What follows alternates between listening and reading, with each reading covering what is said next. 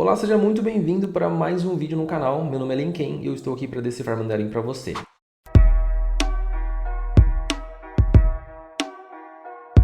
No vídeo de hoje vai ser um pouco diferente porque eu quero trazer para você 10 perguntas mais frequentes que eu recebo nas redes sociais, no YouTube e até mesmo de forma presencial também, né? Então seleciono aqui as perguntas que a galera mais me faz. E a primeira pergunta é: Lin, em quanto tempo eu consigo ser fluente? Nesse primeiro momento, eu quero que você entenda a fluência no conceito de fluidez, tá?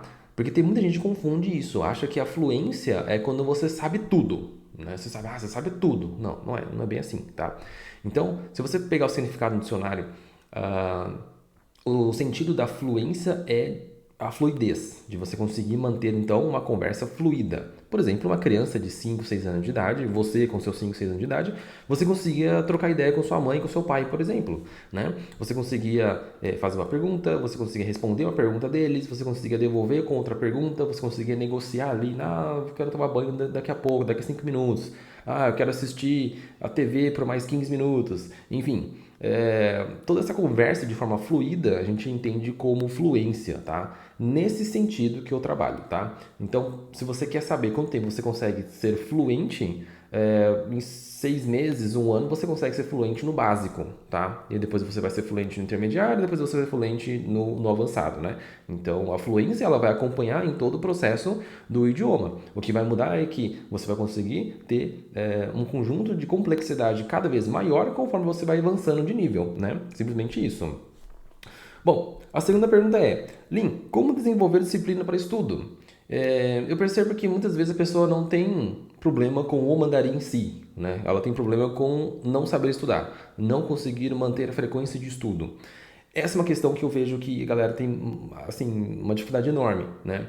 Eu posso dizer que a disciplina em si, ela faz você entender que é muito mais vantajoso você manter a frequência todos os dias de preferência do que você ser muito intenso no começo, como muito acontece quando a pessoa começa a estudar, ela se empolga, ela só fala sobre isso, ela estuda sobre isso todos os dias e tal, mas ela vai murchando, né? E aí com o tempo ela vai perdendo essa frequência. Então a disciplina nada mais é do que você conseguir manter essa frequência, né? Eu costumo dizer que para quem estuda mandarim ou qualquer outro idioma, é, se ela fosse uma corrida, não vence a pessoa que corre mais rápido, e sim a pessoa que corre por mais tempo, né? Porque justamente não existe uma linha de chegada, podemos assim dizer, né? Em termos de mandarim, podemos assim dizer, e não adianta você ser a pessoa que corre mais rápido, você tem que ser a pessoa que corre por mais tempo, né? Lógico que no começo seria muito bom você dar um gás ali, né? Mas o seu foco total é sempre manter a frequência, tá? E a disciplina ela sai em cima desse conceito, né? Terceira pergunta: com o mandarim consigo me destacar profissionalmente? Cara, pensa comigo. Hoje existem pesquisas que diz que o número de porcentagem de brasileiros que falam inglês é de 5%. Ou seja, 5% dos brasileiros falam inglês, outros 95% não falam inglês. Qual que é a porcentagem então que você acredita que é de pessoas que falam mandarim?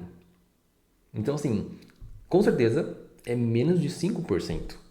Então, se você quer destacar profissionalmente, é você conseguir fazer algo que ninguém faz, ou que a maioria não faz, ou o que 95% dos brasileiros não fazem, né?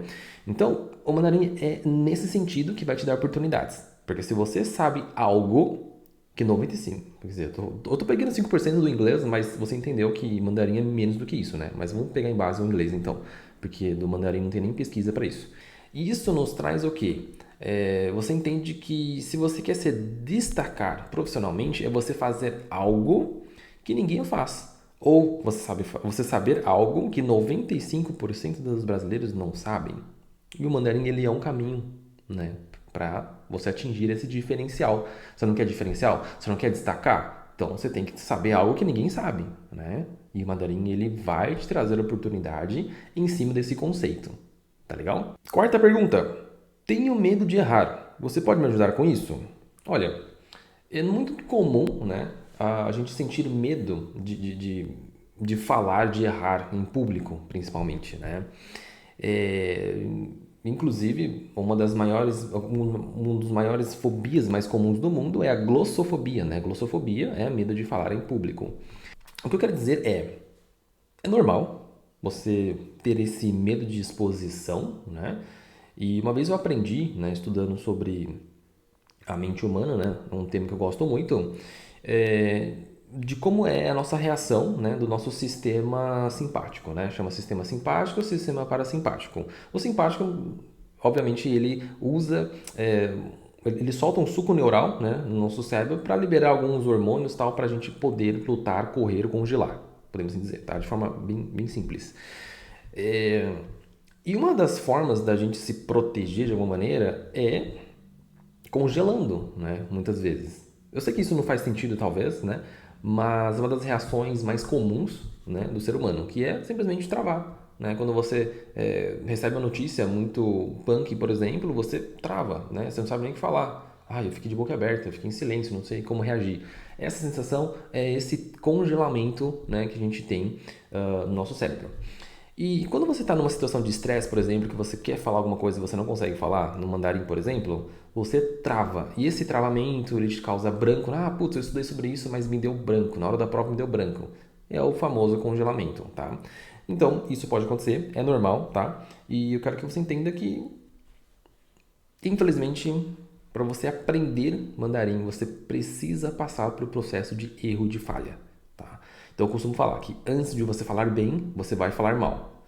Então, tenha em mente que é normal esse processo, que tudo bem você errar e faz parte do processo. Eu sei que parece muito óbvio isso para você, porém você tem que entender, internalizar esse conceito, né? Porque se você for fugir dessas falhas ou fugir de situações de risco de falhar, você está impedindo de si mesmo aprender, né? Porque o aprendizagem envolve erro, né? É que a escola faz com que a gente seja castigado pelos erros, né? Então a gente não pode falhar, a gente não pode errar, a gente tem que ser perfeito, enfim, tudo isso você precisa ser trabalhado em você, tá bom? Quinta pergunta: consigo aprender mandarim só com aplicativo? Olha, difícil, tá? Aprender mandarim mesmo assim é difícil. É muito mais preferível você assistir uma aula no YouTube, por exemplo. É muito mais preferível você pegar um livro onde tem começo, meio e fim, onde tem um capítulo 1, capítulo 2, capítulo 3, exercício, atividade, lição de casa, né? Do que você só utilizar aplicativo. O aplicativo ele é ótimo para você usar ele como um material de apoio, né? Então você estuda mandarim, né? Com curso, com aulas, né? Videoaulas. E você utiliza o aplicativo como uma forma de imersão ali para aumentar ali o seu contato com o idioma. Isso é perfeito. Mas você não pode usar só os aplicativos para aprender, né? Eu acredito que isso não é que você não pode, tipo, você vai ter resultados menores se você fizer só isso, entendeu? É melhor que você use um conjunto, né, de ferramentas para aprender mandarim, tá legal? O aplicativo ele não substitui um curso, o aplicativo ele não substitui as aulas, tá? O aplicativo ele não substitui um professor, tá? Então é isso que eu quero dizer.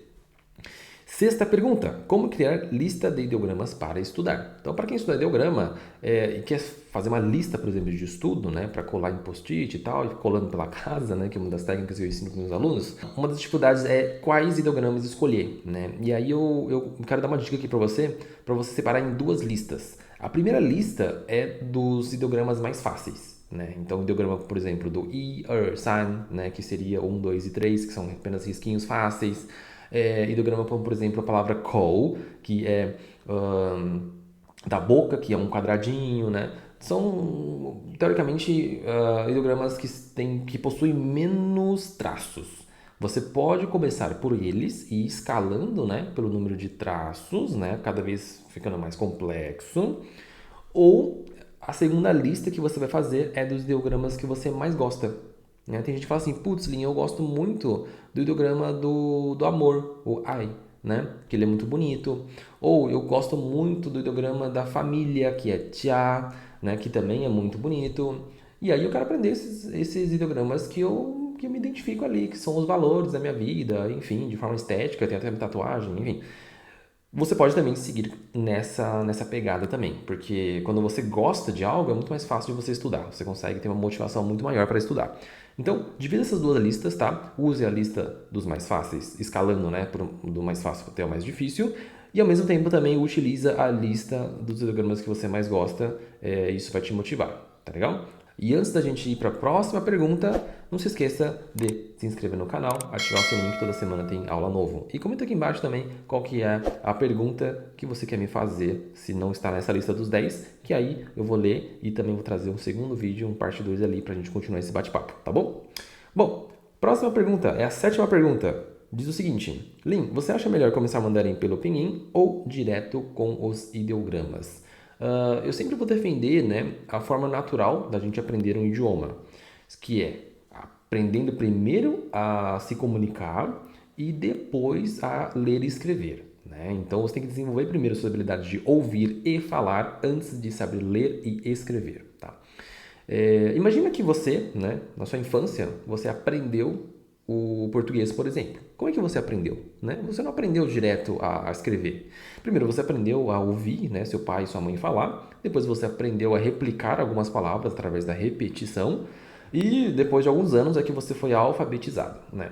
Óbvio que eu gosto de seguir essa linha, né, de aquisição de idioma através de um método natural de toda criança, porém você não precisa de anos para poder iniciar os ideogramas, né? Mas assim, os primeiros 3 meses, 4 meses, 6 meses, cara, foca no pinyin, sabe? Foca no arroz e feijão ali, foca na base do idioma que é a fonética, né? Aprenda a criar, a pensar em mandarim, para depois então você começar a ler e escrever os ideogramas, né? Eu sei que a gente quer muitas vezes começar direto pelo ideograma, porém isso pode causar um déficit na construção da base do idioma, que é a fonética, entendeu? Então tome bastante cuidado nesse ponto.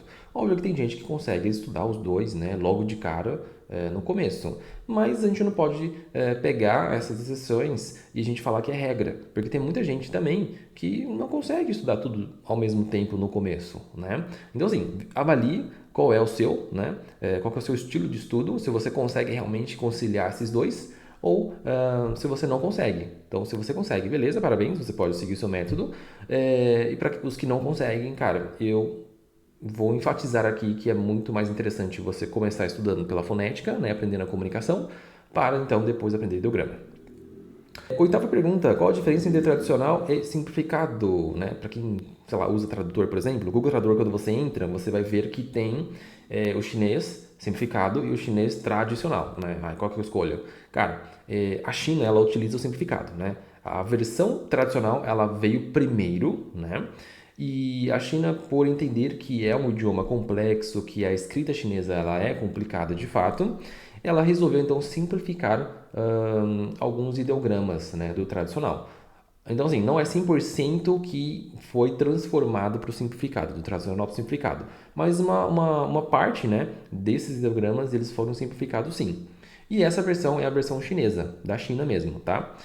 Alguns outros locais, eles utilizam até hoje o tradicional. Então, você vai ter que pesquisar para qual país você quer viajar, morar, sonha em conhecer, ou se a empresa que você vai trabalhar, por exemplo, ele utiliza qual versão do chinês. Né? Muitas vezes, tu foi contratado numa empresa que é de Taiwan, por exemplo. Cara, é mais interessante você estudar então o tradicional, ao invés do simplificado. Ah, não, mas eu não sei qual empresa ainda que eu vou trabalhar, eu só estou me qualificando profissionalmente. Cara, então se for nesse caso, eu aconselho você a estudar o simplificado, porque a chance de uma empresa chinesa te contratar é muito maior do que a chance de uma empresa taiwanesa te contratar. Isso falando em termos gerais, eu não sei do que você trabalha, não sei qual área que você, né, atua. Então, assim, vai depender muito do contexto, depender muito do que você trabalha, beleza? Mas, em geral, o simplificado ele é mais focado para a China. Se você acredita que você vai ter mais oportunidades focando na China, é o simplificado que você deve escolher, beleza? Bom, nona pergunta. Quem souber japonês e coreano entende mandarim? Muita gente acredita que, tipo, se eu souber um, vou saber o outro. Não, nada a ver, tá? São três idiomas distintos. por mais que exista ali alguns ideogramas que são compatíveis entre eles, né, no japonês, mandarim principalmente, um não equivale ao outro. Não é porque você aprende mandarim, um chinês, que você vai saber automaticamente japonês ou coreano, tá? Isso não acontece, tá? Então, esse é um pensamento, é um erro muito comum que as pessoas acabam acreditando, mas não tem nada a ver.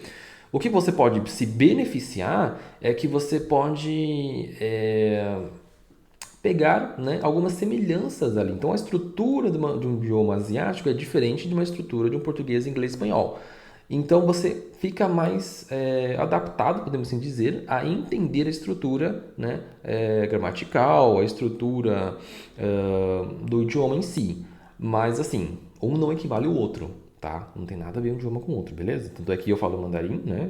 Eu sei falar, sei escrever, sei ler, mas eu não sei nada de japonês e nem de coreano. Eu posso entender alguns ideogramas japoneses, mas, assim, porque eu entendo ali, mas não quer dizer que aquele ideograma vai ser, todas as vezes, vai ser o mesmo significado ou pronúncia, ou forma de utilizar de forma gramaticalmente falando. Então, assim, esquece, tá? Não tem nada a ver um com o outro.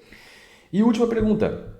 É verdade que você orienta seus alunos através dos 4 temperamentos humanos? Como isso funciona? Sim, eu utilizo a teoria dos 4 temperamentos humanos para orientar meus alunos, sim. Por quê? Porque eu acredito que os alunos, cada pessoa é de um jeito, né? Cada pessoa existe um perfil, né, de estudar, um perfil de enxergar o estudo, né, de praticar a disciplina. Então, como é que eu vou passar uma técnica de estudo, por exemplo, eu vou dar uma dica ali para um grupo de pessoas que são totalmente diferentes, né? Você é diferente, você é uma pessoa única.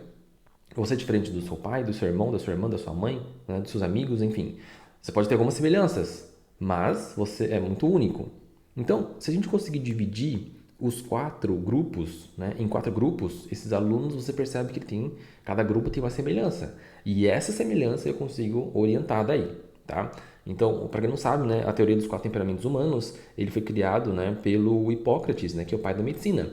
Por mais que muita gente não gosta muito, né, de utilizar essa teoria, eu vejo resultados interessantes através dos 4 temperamentos humanos, né?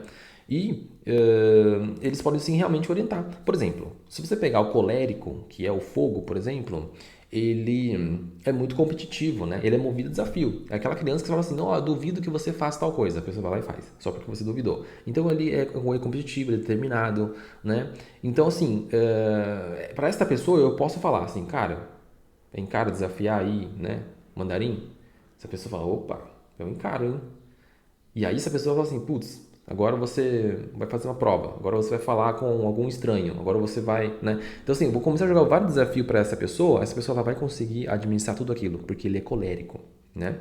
Agora, eu não posso fazer isso com o melancólico. O melancólico, por exemplo, ele vai ter uma extrema dificuldade de se expor, de sair da sua zona de segurança ali, né? Então, enquanto, né, o colérico ele busca desafio, ele busca dificuldade, obstáculo para poder vencer, né? E aí sim, essa determinação do fogo, né, ela consegue ganhar, né, vencer, né, e produzir resultado. O melancólico ele está buscando segurança e estabilidade. Então, como é que eu vou tratar esses dois alunos de forma igual se eles pensam, eles enxergam o estudo de uma forma totalmente distinta, né? Então, os 4 temperamentos humanos ele foi feito para me orientar, né, é entender a visão do aluno. Então, a disciplina para um colérico é diferente para um sanguíneo, que é diferente para o fleumático, que é diferente para um melancólico. Assim, para uma mesma. A percepção é assistida de uma forma diferente pelos temperamentos, entendeu? Bom, se você não entende, né, o que é temperamento, se você não entende essa teoria, fica tranquilo, né? Eu tenho um curso, né? De fato, eu ensino você a identificar o seu temperamento, né? Existe um teste de temperamento que eu faço com meus alunos. E, inclusive, eu tenho também, eu vou estar fazendo uma imersão online, né? Vou deixar até um convite aqui para você no dia 26, né? 26? Deixa eu pegar aqui. Nem eu sei mais isso. No dia 26 de agosto de 2023, tá? Eu não sei em que época que você está assistindo esse vídeo, eu estarei fazendo uma imersão online. É um projeto novo que eu estou fazendo, ele vai ser 100% online e ele vai ser ao vivo, né? E eu queria deixar um convite aqui para você, né, participar dessa imersão, né, clicando no link aqui embaixo, né, nesse vídeo aqui, vou deixar o link aqui para você se inscrever, tá bom? São 4 horas de aula comigo. Vai ser um grupo fechado, né? Então, assim, eu não quero que seja uma live aberta para o público, né? Ele é um grupo fechado, tanto é que você tem que garantir o seu ingresso para você poder participar dele. Porque eu quero reunir pessoas que querem falar sobre aprendizagem. Eu quero reunir pessoas que querem falar sobre mandarim. Eu quero pessoas que estão dispostos ali a dar o seu primeiro passo ou a corrigir a sua trajetória do mandarim. Muitas vezes a pessoa está frustrada com o idioma, ela não consegue avançar, ela está estagnada. E às vezes uma coisa que eu falo ali dá um insight na pessoa e essa pessoa ela consegue destravar, né? Então, fica um convite para você, tá? Participar desse evento ali, né? A gente se vê então na imersão, caso você se inscreveu, né? E qualquer dúvida, pode mandar aqui embaixo ou me procurar no Instagram, lin.mandarim, beleza? Então, a gente se vê na próxima aula e é nóis! 谢谢你，再见。